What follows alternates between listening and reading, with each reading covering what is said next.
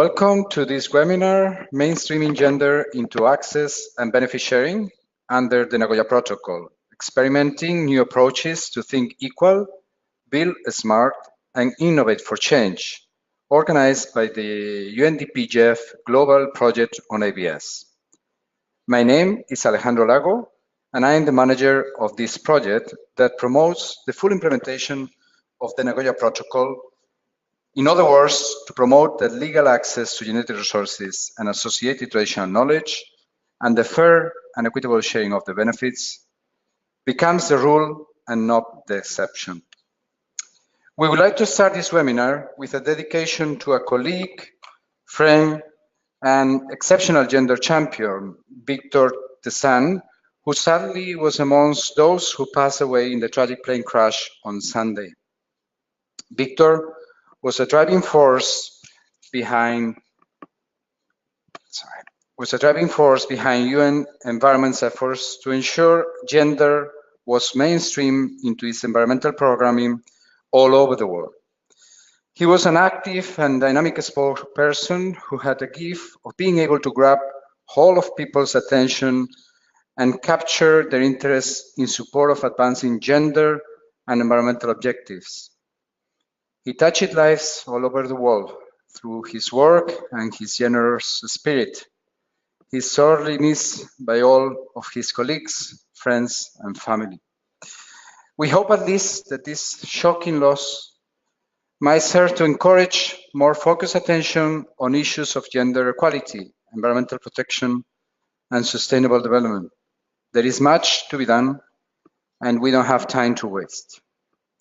We invite you to open UN's Environment's tribute to Victor at the link that you can see in the screen. After this sad introduction in memory to our colleague, let me very quickly indicate the layout of today's webinar. First, we are going to have a presentation made by Tanya McGregor, who is going to set in the scene on gender, biodiversity, and the post-2020. Secondly, we're going to have Kiara Daniels, who is going to speak about mainstreaming gender into UNDP-GEF projects. After that, we will have Fuad Bergigi, who is going to introduce Mind Your Step, the gender tool for ABS projects. And after the session or the round on questions and answers, we will have some concluding remarks made by our colleague, Barbara Galvankova. We want to apologize because our initial idea was to have this webinar last Friday during the International Women's Day. However, due to the busy agenda of the team and the different speakers, we had to reprogram it for today. The good news is that in a few days, we expect to release Mind Your Step, our gender toolkit for mainstreaming gender into ABS value chains. The Global ABS Project team prepared the ground to develop a gender tool to support ABS country teams in their efforts to mainstreaming gender considerations into their interventions. We are very lucky to have in our team Dr. Fuad Bergigi, who has been developing this experimental tool in order to promote that men, women, youth, and elderly do equally benefit from access and benefit sharing processes and value chains. While the tool in itself is not a substitute to a fully fledged gender analysis, it provides an immediate answer and a quick access for ABS professionals to get gender issues right into access and benefit sharing. We hope you enjoy both this webinar and also the toolkit, and we expect your comments to improve them. After that short introduction, I would like to present our first speakers for today's webinar, Ms. Tanya McGregor. But before doing that, I would like to remind you that you can write and send us your questions and comments at any time during the webinar through the chat section. You can write a message over there, and we will go through the different questions and answers in that session. So let me introduce Tanya McGregor. Tanya is the Gender Program Officer at the Secretariat of the Convention on Biological Diversity. She has a background in international development and environmental science and began her career as a student in field biologist studying birds, and water systems. Tanya worked with IUCN in South Africa in supporting the development of sustainable natural resource management enterprises in multiple countries in Southern Africa, following which she joined the former Canadian International Development Agency. He worked with this agency, including programming and policy roles related to natural resource management, food security, maternal and child health, and climate change, among others. Tanya is going to set the scene on gender, biodiversity, and the post-2020. Sorry, Tanya, you have the floor.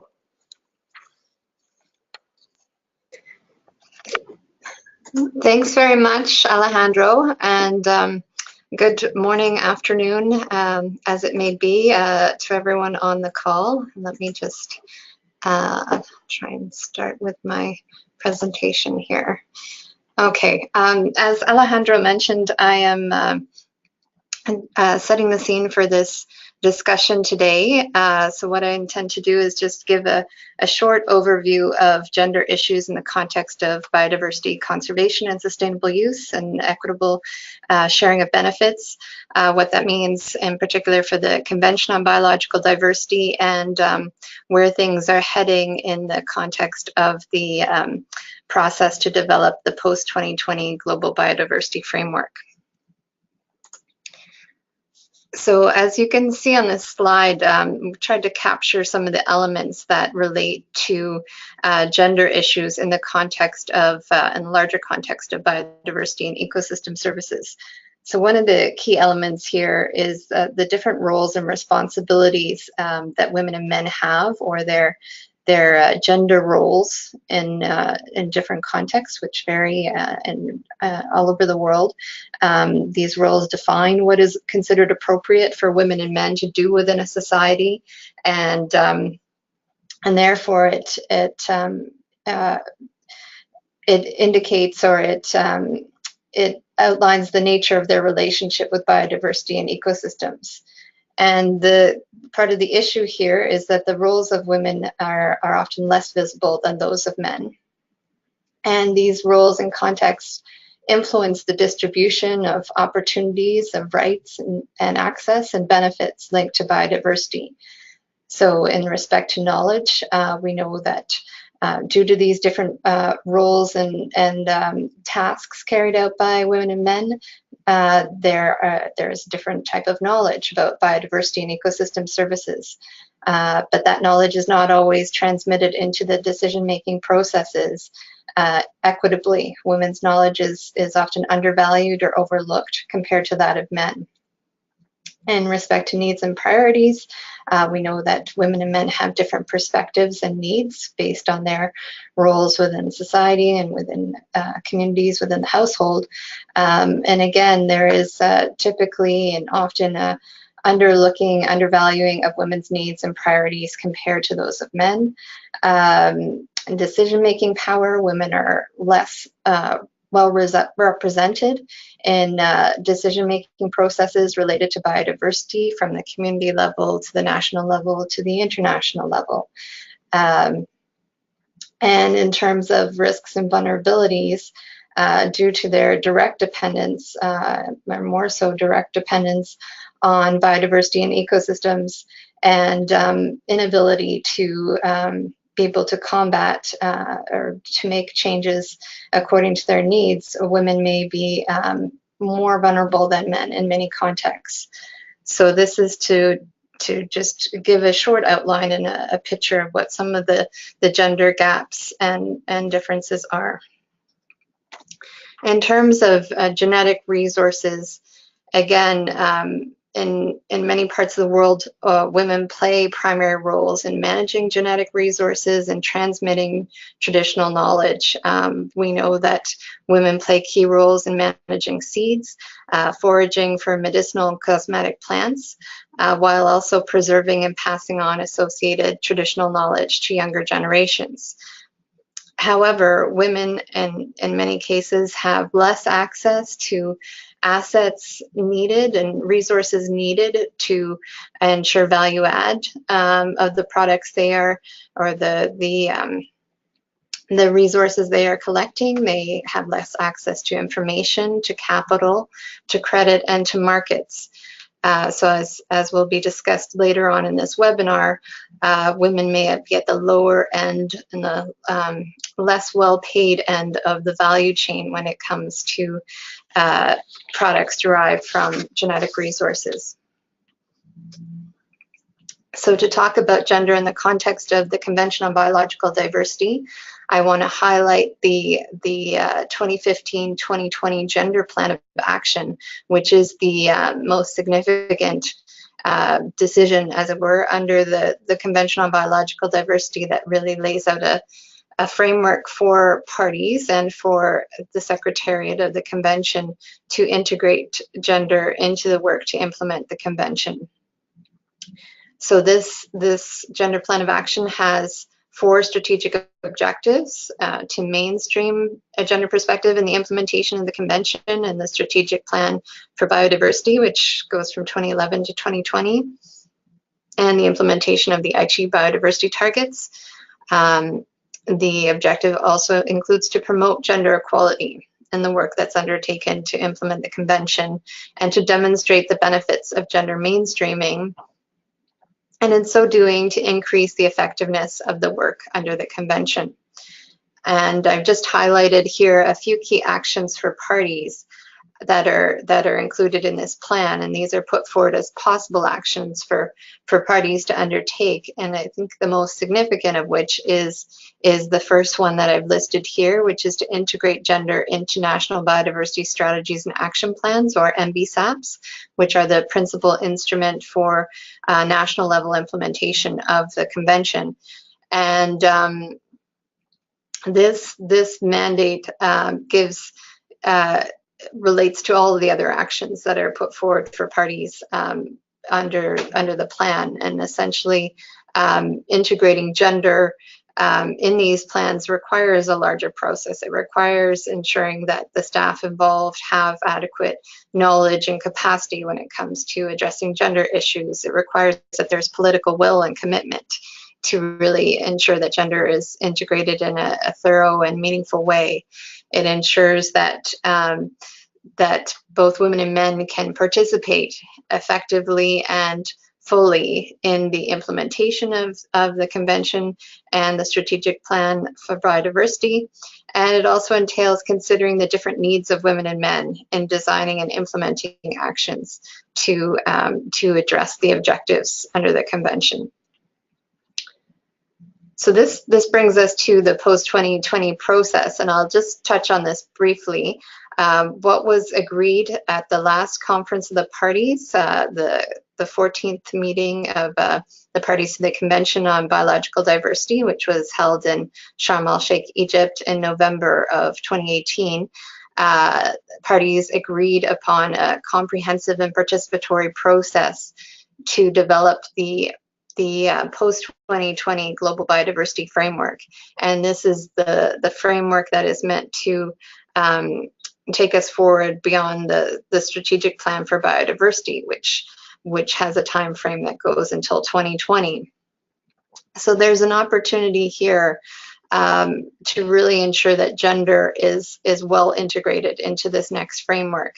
I didn't mention it earlier, and some of you may already be aware, but as much as we do have a gender plan of action in place under the Convention there, within the strategic plan and within the Aichi targets, there's very little mention or explicit mention of gender.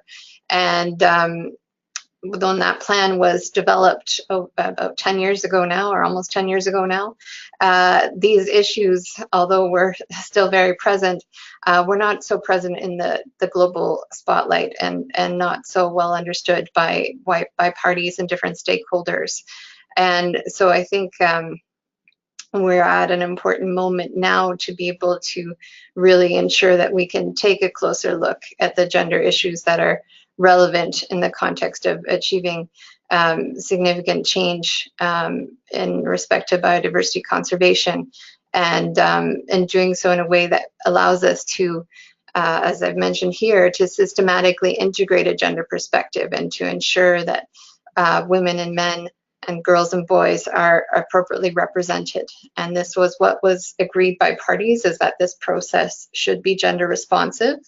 They made note of the effort needed to advance the collection of analysis and use of gender sensitive data, including data disaggregated by sex. And I just wanted to add here that this has been seen in the submissions that we have received, that the Secretariat has received on the post-2020 process regarding more attention to gender issues. And it's also a critical mandate now that we have the 2030 Agenda for Sustainable Development and the Sustainable Development Goals, as well as the other Rio conventions, the UNFCCC and the Convention to Combat Desertification, which both emphasize gender equality and women's empowerment as important components. So, so this mandate exists. So the next step is then for us to really ensure that we are able to realize the potential that is implied in this approach. So one of the things I am working towards in my role as the Gender Program Officer with the Convention on Biological Diversity, the Secretariat, is currently working with UN Women and other partners to hold an expert workshop to develop recommendations on possible gender elements of the post-2020 Global Biodiversity Framework. That's being held next month.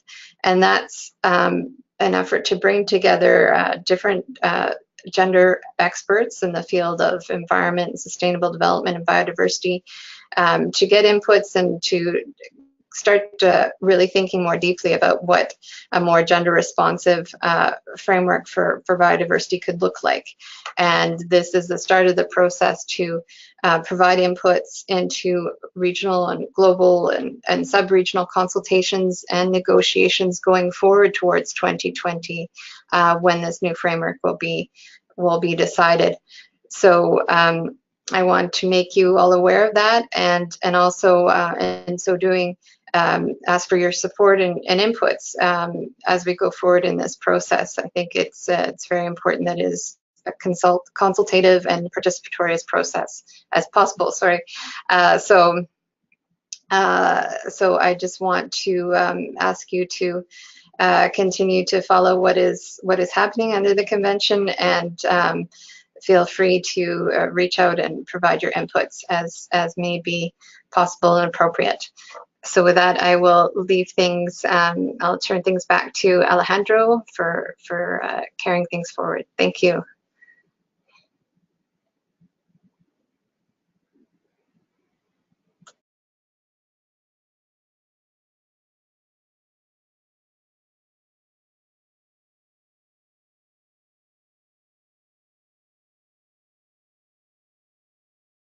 Thank you very much, Tanya, for providing us the connections and the work that is being done and needs to be done in the coming years, with a crucial meeting for all of us that work on biodiversity issues at the next conference of the parties of the Convention on Biological Diversity that will take place in 2020 in China, where the concrete agenda and targets on biodiversity matters need to be settled again. No? And as you has mentioned already, with the relevant or the need of having a new and ambitious gender plan of action from 2020. No? So thank you very much again. I'm sure there will be some questions regarding that work, but no doubt it's an important event for all of us, where we all, the ones that we are working on biodiversity issues, need to be focused and need to ensure that new gender plan of action is approved and is an a very ambitious one. No? So next speaker is our colleague, Chiara Daniels. Chiara has over 10 years of experience in gender and international development. She is currently the gender specialist with the UNDP Environmental Finance team in New York, overseeing gender-related technical support, mainstreaming, policy coordination, and quality assurance for UNDP's portfolio of projects financed by the Environmental Vertical Funds namely the Green Climate Fund, Global Environment Facility, and Adaptation Fund. Prior to working with UNDP, Chiara worked with the United Nations International Research and Training Institute for the Advancement of Women, UN Instro, now part of UN Women in the Dominican Republic. She holds a Master of Science degree, Gender Development and Globalization from the London School of Economics and Bachelor of Art Communications from Trinity College, Washington, D.C. Chiara is going to make a presentation on mainstreaming gender into UNDP-GEF projects. Chiara, you have the floor.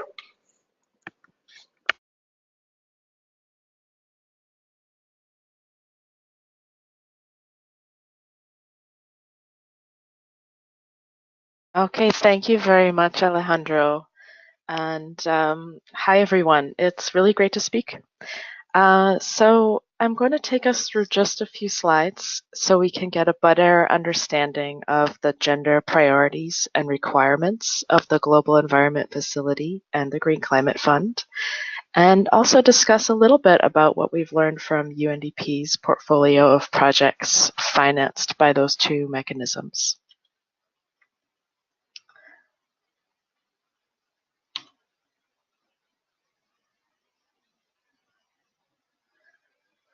So for the GEF and GCF and the environment sector more broadly, including the multilateral environment agreements like the CBD, as Tanya pointed out, it's more and more acknowledged that addressing gender equality and women's empowerment is a key part of achieving environment, resilience, and climate outcomes. So UNDP's projects that are financed by the GEF and the GCF must follow both UNDP policy and requirements and GCF or GEF requirements. So there's really two layers. And UNDP ensures that those policies align with our own guidance. So for both of the GEF and GCF, attention to gender considerations has been increasing steadily, and both have both GEF and GCF require a gender responsive approach, meaning everything that they're financing must be addressing gender equalities. And they both have gender policies that underpin this work. The GCF, in fact, has an updated policy that's going to their next board meeting, and the GEF just passed a revised, stronger policy in 2017. So the GEF and GCF pay close attention to the design of projects, and there's a couple of things that they're looking for. That they're paying attention to in terms of whether interventions are focusing on contributing to closing gender gaps in access to and control over resources and improving the decision-making power of women. The GEF, in fact, tracks those areas and will be reporting to their GEF Council the share of projects working in those areas.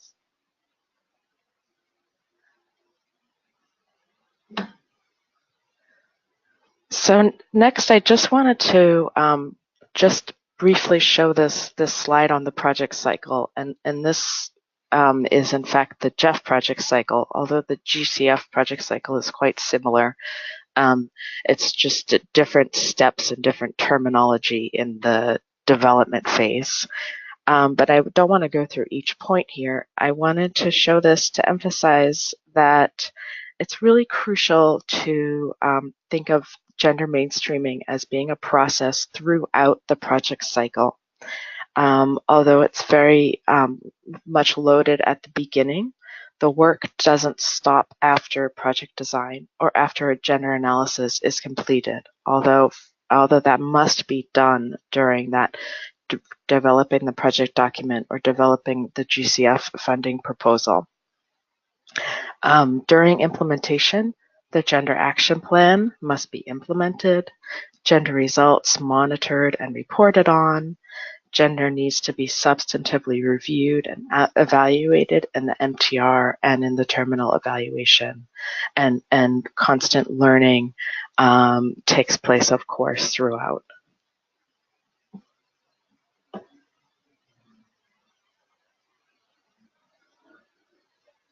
So finally, I just wanted to touch a little bit on the UNDP-GEF portfolio and a few things we've learned. Because of where I sit, I get to see the entire portfolio of projects financed by the GEF and GCF, and we really see a lot of interesting and exciting work. So this poster that you can see on the screen shows results from last year. For example, 73 countries are supporting women's decision-making in natural resource management. And in fact, many of these projects were not necessarily designed to incorporate gender. They were designed before the GEF requirement to do a gender analysis and action plan. So the results were not planned for necessarily, but they're there. So that makes it quite exciting to think about what kinds of results projects that have a gender analysis and action plan in place from the beginning will be reporting. UNDP has quite a strong reputation with the GEF and GCF secretariats on incorporating gender in project design and reporting results in these areas, though we don't have many transformational results addressing the root causes of inequalities, for example, addressing women's lack of land rights. And there's many other points on here for learning, but I think one thing that's quite exciting about the ABS Gender Toolkit is that it gets into the really sector-specific entry points for gender and learning, and that's really where we need to think of going in the environment work to how we can support specific sectors. So that's all I had to show for today, and thank you very much. I look forward to the next presentation and the discussion.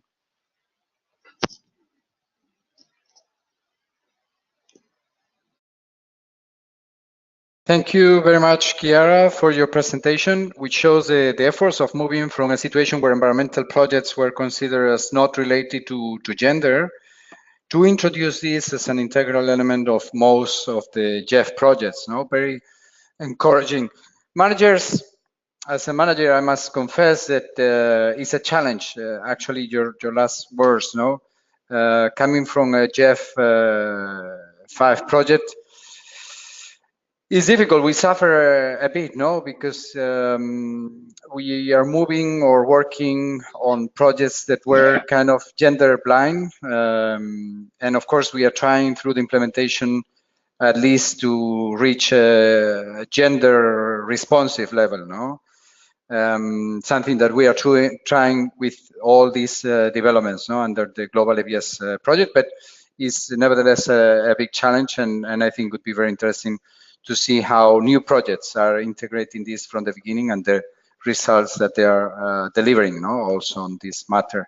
So thank you very much, Chiara. I'm sure there are going to be different questions and comments to your presentation. Let's move on to our next speaker. It's our colleague, Dr. Fuad Berjighi.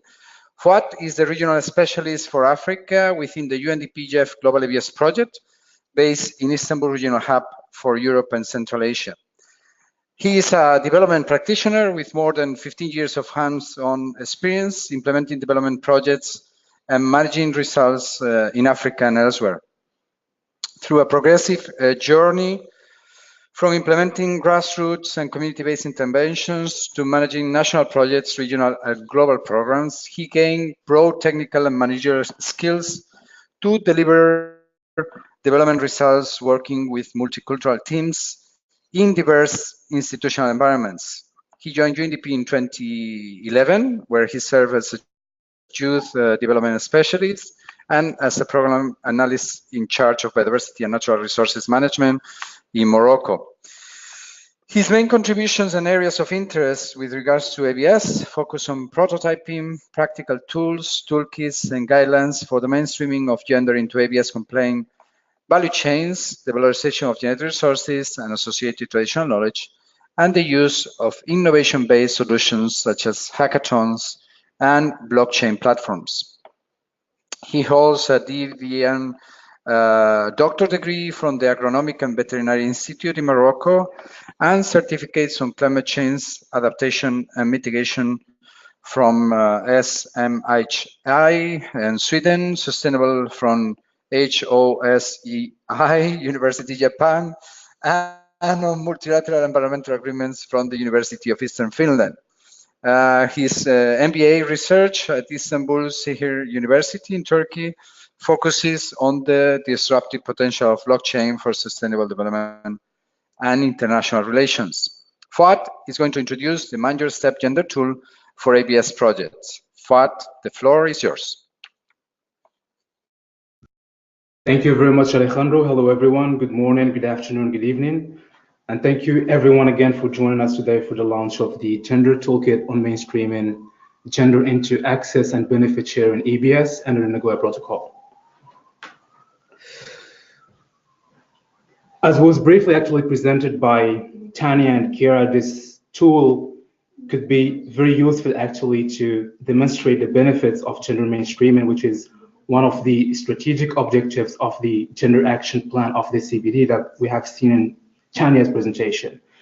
But also, it's also a very useful sector-specific resource to make sure that we mainstream gender throughout the project cycle and we comply with the different gender policies, either for the GEF, the GCF, or the UNDP as well.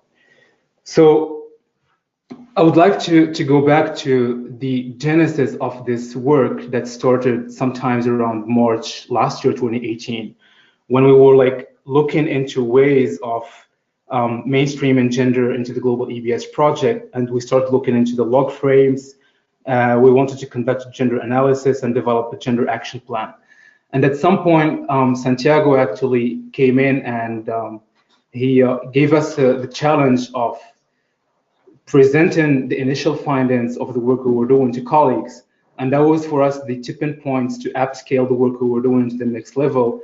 And instead of looking into the project itself, we were actually having the idea of developing something that could benefit all development practitioners and ABS professionals working in the field of genetic resources, to make sure that they have a tool that will be useful for them as a sector-specific methodology to mainstream gender into ABS interventions and make sure these interventions benefit all the social groups involved by near or by far in ABS transactions.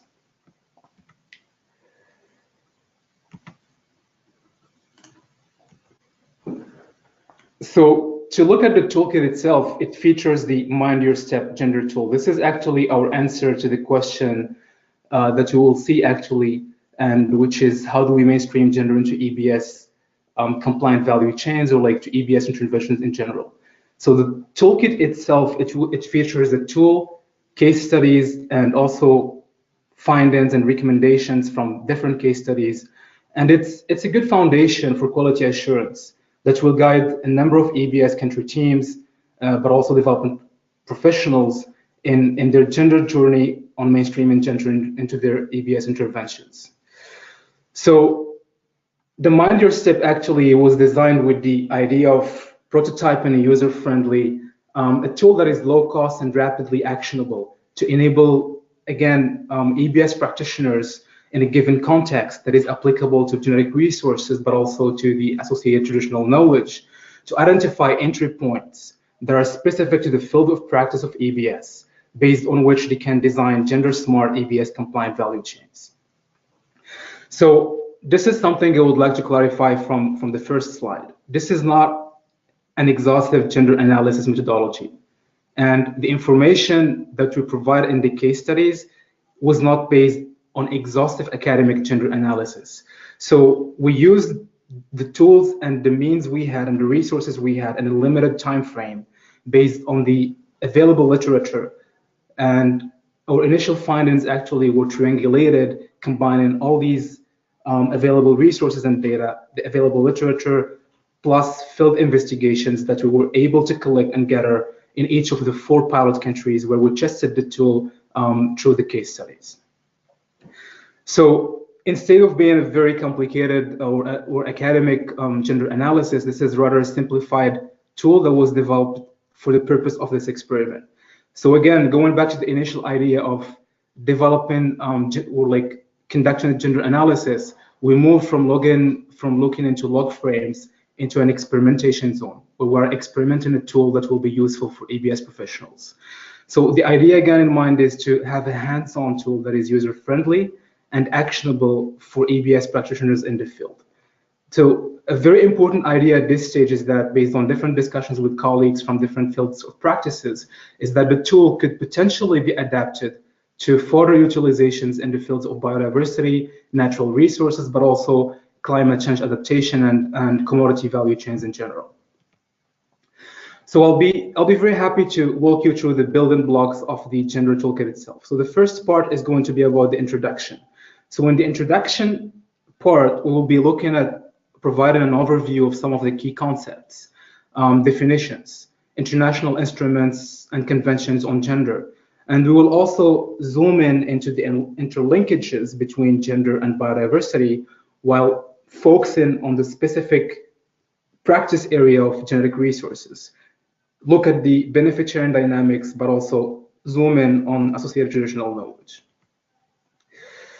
So as it was mentioned, in China's presentation, despite the fact that women and girls in general play key roles in the conservation, sustainable management of biodiversity and natural resources in general, but also equally important is a very vital component in the case of EBS, which is the transmission of traditional knowledge that is associated to genetic resources. So women that play a key role in the transmission of this knowledge to younger generations. But women and girls, they tend in general not to fully benefit from EBS partnerships. And there are in fact several explanations and root causes that explain actually some of the reasons behind women's marginalization in these EBS interventions. And we will be looking into that in the following slides. So our approach to mainstreaming gender again is a strategy to address the particular needs, priorities, power structures, status, and relationships between men and women within a given context. And in this specific case, we're looking into the context of access and benefit sharing transactions happening in a given value chain. So we need, as development professionals and EBS practitioners, to understand the different roles that are being played by different social groups involved in EBS compliant value chains, so we can make sure that our interventions are inclusive of all these groups. So that was, in a nutshell, the first building block of the toolkit, the introduction. And the second major chapter is looking into the tool itself, Mind Your Step. So again, this is our attempt to answer the question that I mentioned before. How do we mainstream gender into EBS intervention? So our easy, quick answer to that, Mind Your Step. So the first step is to map out the gender roles. There are different roles played by different social groups within a given value chain, ABS compliant value chain, within a given context. So we need to look at these roles, identify them, actually map them out. The second step will be to look at the reasons behind these roles. So what are the social determinants that explain these roles in a given context? The third step would be to try to change the narrative and look at the interlinkages between gender equality in a given EBS compliant value chain in a given context and the overall performance of that specific value chain.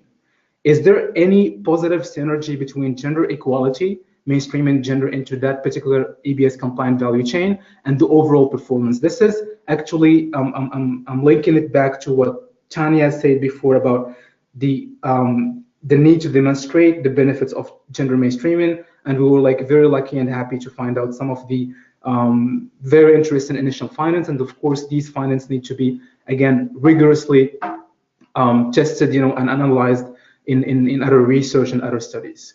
And the last step, based on the 3 previous steps, is to, now that we know all these gender dynamics that now that we know all these social determinants, now that we have identified some of the linkages, and we can make a stronger business case for ABS that is much more than just a human right-based approach, how do we design gender-smart ABS value chains? How do we identify entry points within the specific practice area of ABS to make sure we mainstream gender in the proper way and make sure all the social groups benefit from ABS interventions?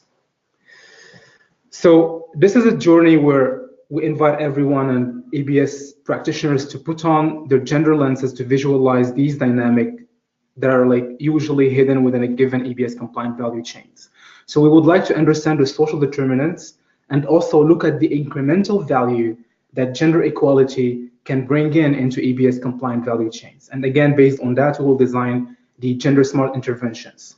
And of course, over time, by designing these gender smart interventions, we can redefine the roles played by different social groups by challenging the social determinants or the drivers of gender inequality.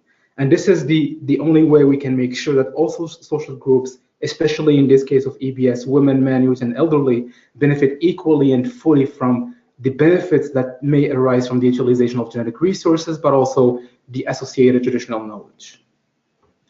So we discussed and described the steps of the tool itself. Now, when we are looking into the ABS compliant value chain, we came up with this simplified, again, illustration of the value chain itself. So we have three different stages. The first stage, we look at what we call in the ABS acronyms, the pick and mat. We mean the prior informed consent and mutually agreed terms. So this is like a very important stage in an ABS compliant value chain. Stage two, we'll be looking into the more traditional commodity value chain, which is looking into the input provision, production, and harvesting, and the different roles being played by different social groups within that stage. The third stage is the processing, transportation, and export. So we're moving more towards downstream the value chain itself to look into some of the much more advanced stages of value addition. And the last stage is the research and development and commercializations. So if we make a very simple comparison, because it might be confusing for the first time to find out the differences between a commodity value chain and an ABS compliant value chain. So stage one, that refers to pick and mat, and stage four, that refers to the R&D and commercialization stage, are what makes the difference between the two. So the third chapter of the gender toolkit itself is really moving into case studies to see in practice these gender dynamics, to see in practice and identify these social determinants from one context to the other, and find out these interlinkages between gender equality and the overall performance of a given company or given ABS compliant value chain, and based on that, which entry points should be designed or identified for the design of gender smart ABS compliant value chains. So here, in a nutshell, I'm just giving an overview of some of the illustrations we have been working on based on the field investigations we have done for the 4 pilot value chains. So you have the one which is to the left that illustrates for the Ilang-Ilang ABS compliant value chain from Comoros, and we have also other examples of value chains from Kazakhstan, from Mexico, and from Sudan.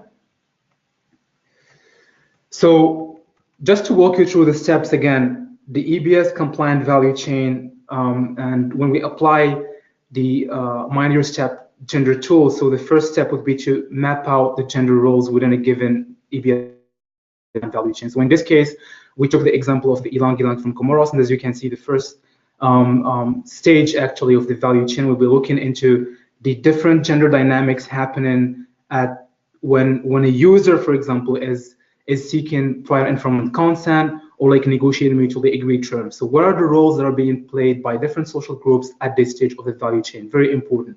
What are the contributions made by different social groups to providing inputs to supporting the production stage, but also in terms of harvesting of the flowers, for example, in this case, for the Ilang-Ilang. And moving downstream the value chain. So here we see some kind of change in the dynamic in general based on the 4 case studies. What are the contributions of all these social groups when it comes to processing and transportation? What is the contribution of these social groups when it comes to the sales and exports? And at the end, we reach a very specific stage of the value chain, which is R&D. And here, what we have seen in the case studies is that there is a shift from the traditional gender issues or problems or drivers of gender inequalities in developing countries towards more of the issues that we see in developed countries in terms of the gender pay gap or the glass ceiling or the persistent stereotypes, for example, within the scientific community, which was very important actually to highlight in this experiment. So now we move on to the second step of the tool itself and identifying social determinants behind the roles that we have seen in the first step. So here we found out like very interesting results in terms of the drivers of gender inequality. So we have mentioned in many cases the issues around ownership and control over land and assets between different social groups. We also like pointed out in many cases issues around access to education, financial resources, and markets. There was a big issue that is very specific to the case of ABS compliant value chains, is the overall understanding of these social groups of the values and benefits related to genetic resources. Not everyone was really able to understand that there is an incremental value addition in an EBS value chain compared to a commodity value chain. So if they don't understand that incremental value, it would be very hard for these social groups to play active roles in the negotiations of benefits and make sure they fully benefit from the dividends of EBS compliant value chains. We also found out, as I mentioned before, like persistent gender biases and stereotypes within the scientific communities. And we also highlighted some of the issues that we found out at the R&D stage, being the pay gap and glass ceiling issues. The third step is actually looking into the gender performance interlinkages. So we were actually analyzing this dimension, and we found out some of the initial findings that were pointing out towards the strong linkages between gender mainstreaming and the overall business competitiveness within a given value chain. But it doesn't stop at the business dividends, because it also makes its way and bridges the business performance narrative with the sustainable development narrative, because it doesn't only make a strong business case, but it also makes sense to produce development co-benefits in terms of the social dividends that are created through EBS compliant value chains. So practitioners will not just make a stronger business case, but again, they will be able to prove and demonstrate how access and benefit chain transactions and interventions are also true accelerators of the sustainable development agenda by producing a wide range of development co-benefits. So the fourth building block of the gender toolkit is actually about recommendations, conclusions, and some of the action points that will be very useful and come in handy to EBS professionals. So how do we design these gender smart EBS compliant value chains? So first point, first recommendation from the four pilots we have been working on is the necessity to recognize the vital roles of women in the EBS compliant value chain. And to have this recognition actually into practice, we looked into some of the potential entry points, and we were able to identify them and suggest some actions. So when you are drafting, for example, the different EBS provisions or measures in different countries, make sure to include some wording about, the role of women, to recognize the roles of women, and different like social groups, men, youth and elderly, within a given EBS compliant value chains, but in general within a given context of managing genetic resources and associated traditional knowledge. So this is actually when we will be looking at the ABS laws, policies, and regulations, and we make sure that we include some wording about gender in these draft EBS laws, policies, and regulations. And we have some very good examples from some of the countries who are supporting through the Global ABS Project, the UNDP-GEF Global ABS Project, where we managed actually, and we were like very happy to work together with national partners to make sure we include this wording, and we have this recognition actually at the legal pillars of the EBS architecture at the domestic level. Other entry points equally important when developing biocultural community protocols within a given community. It's very important to recognize actually the vital role that all the social groups in general play within a given ABS compliant value chain. The same applies actually to the process of documenting associated traditional knowledge, because, for example, even we found out in some cases that even in situations where elderly women played like a very important role in the conservation, preservation, but also transmission of knowledge to younger generations, their contribution was not recognized equally, or properly in those given in those contexts.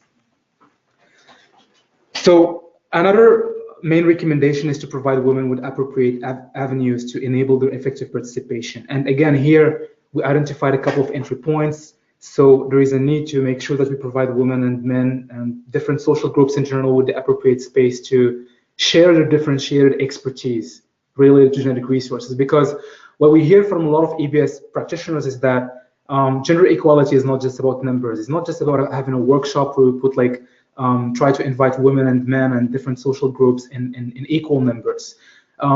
Parity matters, but there is much more to be done beyond equal numbers. We need to make sure that women, men, and different social groups are provided with the right space so they can really feel free to express themselves, and share their inputs and expertise, which is not an easy situation given the social context and the cultural norms and applicable in different contexts. We also need to choose the right time and place to capture their inputs and also value their contributions. For example, if the community meetings to negotiate, to seek like prior informed consent or negotiate like mutually agreed terms, we should not schedule these meetings at a time where women are involved in household activities, that will kind of hinder their ability to participate in such meetings. So these are like very important factors to keep in mind. Another key recommendation is to empower women to fully benefit from the market potential, and we identified different entry points to facilitate access to financial resources.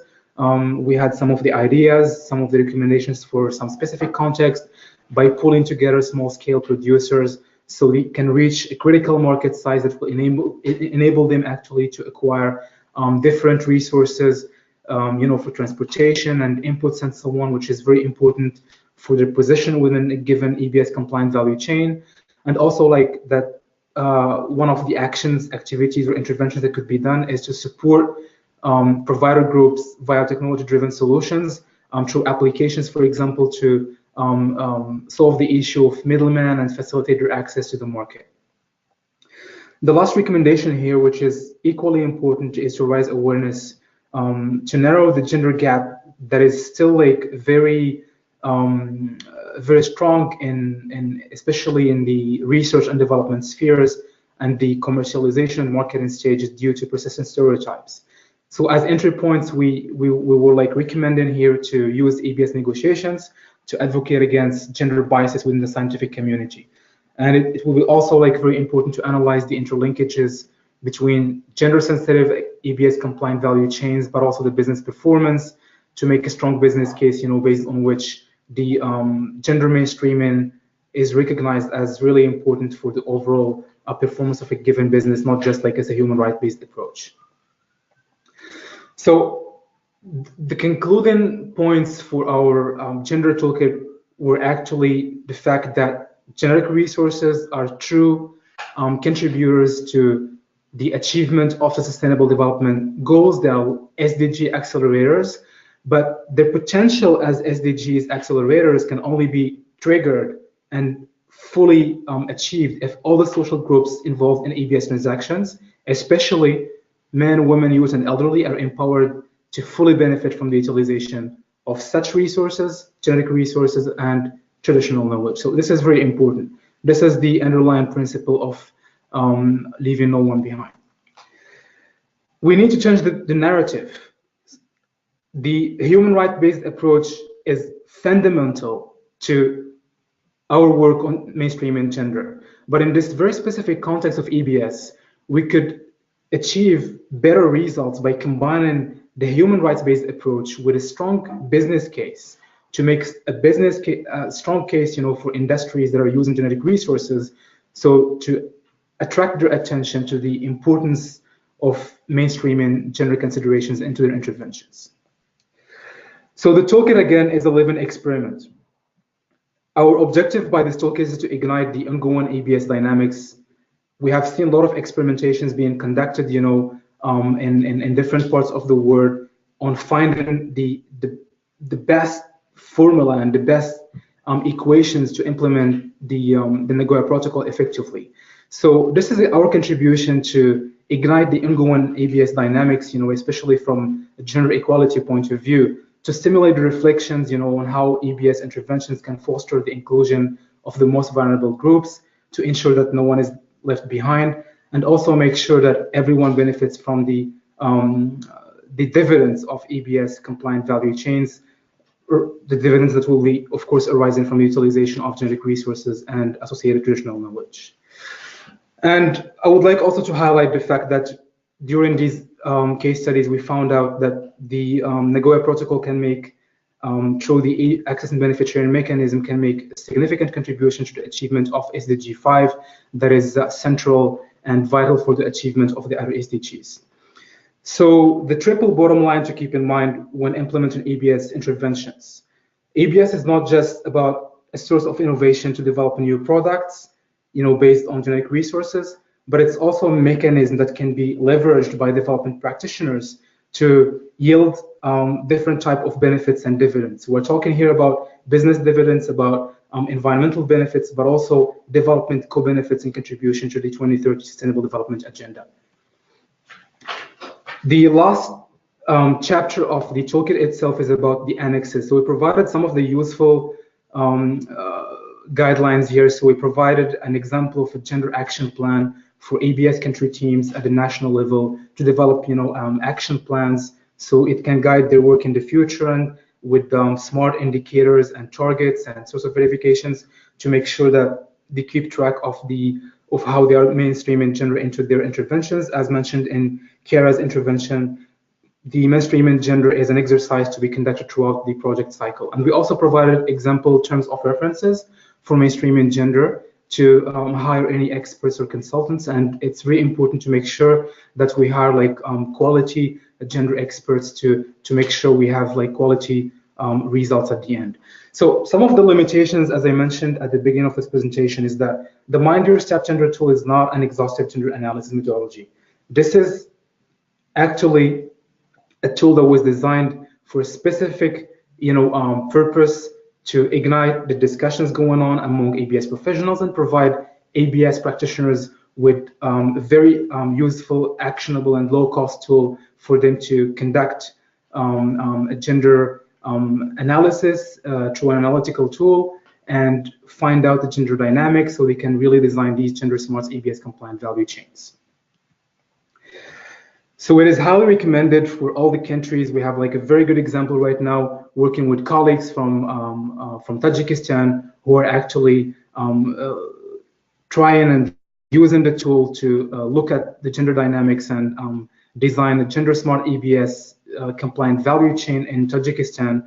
And they are actually pushing the reflection even further. And this is, I think, a very good example on the meaningful ways of how do we internalize this gender toolkit into the work that is being done at the national level right now. So they're working right now on conducting some field investigations using semi-structured interviews and focus groups, so they can have some advanced results, and statistical validity of the findings based on the methodologies, and the size of the samples that will be covered. So at the end, we would also like to express our very special thanks and appreciation to all the colleagues. I have a long list that is, you can see in the slide. I can't name everyone by their names, but again, we're extremely grateful to all of you. We had a challenge in March 2018. We would never have been able to rise that challenge if we didn't really work together with all of you. And it was, I think, a very good example of how ABS experts work together across silos with gender experts from UNDP, from the SCBD and other, partners, from different countries also, which made this work possible. So thank you so much again for your contributions, highly appreciated. And also, please, colleagues out there and gender specialists and ABS professionals, if you have any ideas, any suggestions on how we can improve this tool further and make sure that we benefit from it, and we make development practitioners actually benefit from it. Please feel free to share your ideas. This is not a final version of the gender toolkit in itself. This is a living experiment, and it will keep evolving as we are learning more from the implementation of the Nagoya Protocol as we move ahead with the next years of implementation. I will stop here. Thank you so much. Back to you, Alejandro.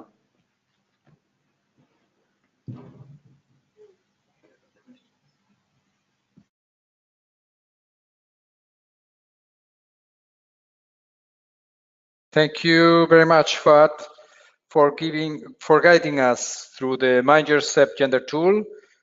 And at this moment, I would like to open the floor for some questions. We have received one comment from our colleague Beatrice from Rwanda, and she is making the following comment. This toolkit is an eye-opener for us in Rwanda as we are in the process of developing ABS regulations. It is timely, and we will take the opportunity to include gender concepts that are implementable. No? Thank you very much, Beatrice, for that comment, and thank you very much because you were one of our superheroes from our countries in the campaign that was launched in February. No?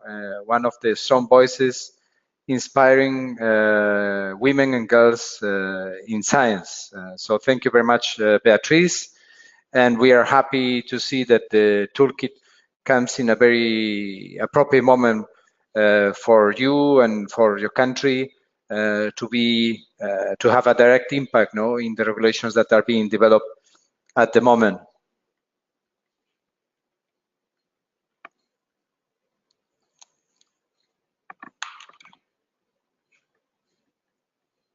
Okay, just for the concluding remarks, we have our UNDP colleague, Barbara Galbankova. Barbara is the Gender Equality and Women's Empowerment Program Specialist at UNDP, based in Istanbul Regional Hub for Europe and Central Asia. She facilitates the sharing of knowledge on UNDP virtual network for gender in Europe and the Commonwealth of Independent States, connecting UNDP and its partners on issues related to gender equality. Before joining UNDP, she worked at the Research and Information Center for Development in France. She has a master's degree in international cooperation, humanitarian action, and development policies from the Paris 1 Sorbonne University. Please, Barbara, proceed with your concluding remarks. Yes, good morning, good afternoon, good evening to everyone. I very much appreciate the opportunity to finally have this webinar to present the tool on which we've worked together with Fuad over the past few months, I would say, jointly with other colleagues. Just to conclude briefly, this is not an easy area or evident area for us to work together. This is really an unexplored area of work in terms of mainstreaming gender. So it was not something completely new, but we needed to create something really tangible and concrete and practical for the colleagues to make understand what are the gender gaps that we should address in access and benefit sharing. If I need to reflect on, of the overreaching goal that we had, I think one key message we wanted to share with the colleagues that the access and benefit sharing and equal access and benefit sharing and gender equality are interdependent goals. Altogether is, if we are willing to improve the gender equality, improvement of gender equality through access and benefit sharing can lead to better economic growth, better access to economic resources, sustainability, even greater environmental sustainability and the protection of resources that we are targeting.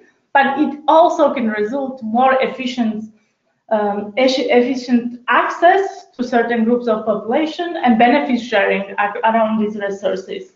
So I think what the tool is helping us to see is one that we need to recognize that women face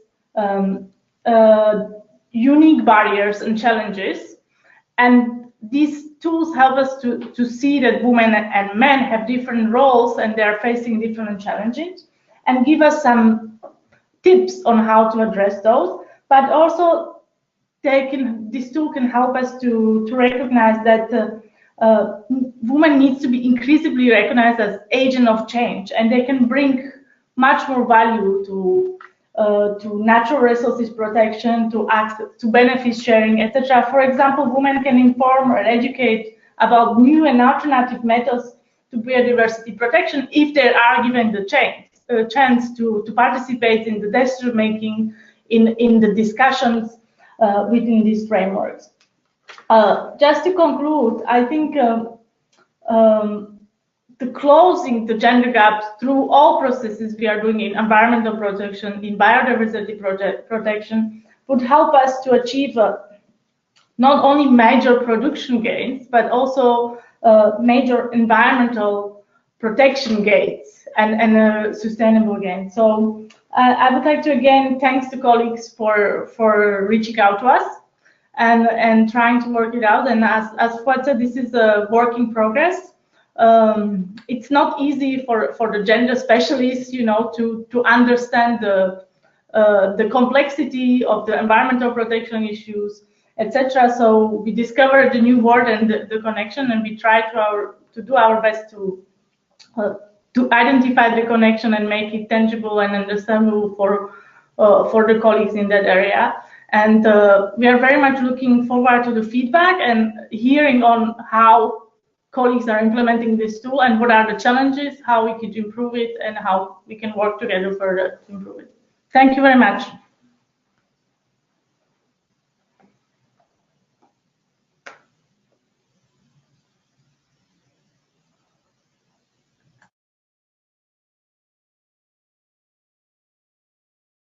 Thank you very much, Barbara, for these concluding remarks. Thank you also to all the speakers for keeping very well management of the time of the webinar.